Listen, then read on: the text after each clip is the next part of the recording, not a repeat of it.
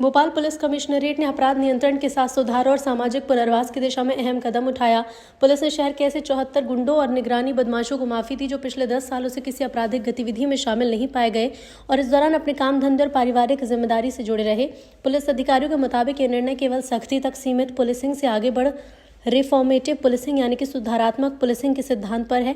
जिन व्यक्तियों को माफी दी गई उनके आपराधिक रिकॉर्ड, वर्तमान सामाजिक आचरण, रोजगार की स्थिति और स्थानीय थानों की रिपोर्ट के आधार पर गहन जांच की गई। पुलिस कमिश्नर हरिनारायण चारी मिश्र ने कहा कि पिछले 10 साल में कोई नया आपराधिक प्रकरण दर्ज नहीं।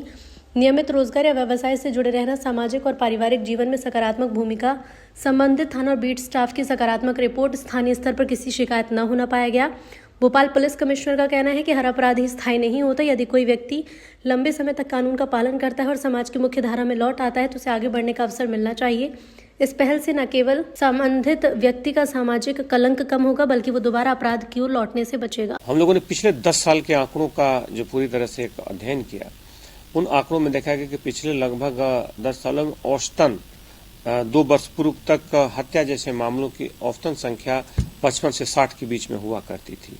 पुलिस ने लगातार कार्रवाइयां की, बड़ी संख्या में अपराधियों को गुंडा लिस्ट और हिस्ट्री शीट में लाया, साथ ही साथ प्रतिहतात्मक कार्रवाइयां की गई। इसका असर ये हुआ कि पिछले 2 वर्षों से एक संख्या लगभग 20 के आसपास घट गई है और 35-36 के आसपास ये संख्या बच गई है। यानी कि हर साल प्रति वर्ष लगभग औसतन 18 से 20 हत्याएं कम होना दर्ज की गई हैं।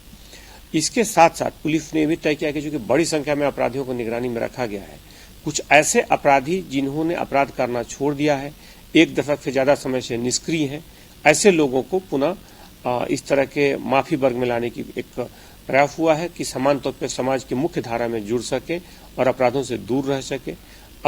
हालांकि अगर वो किसी तरह से अपराध करते हैं या किसी भी तरह के अपराध की कोई भी घटना में उनकी भूमिका पाई जाती है तो पुनः उन्हें इस परिधि में लाया जा सकता है।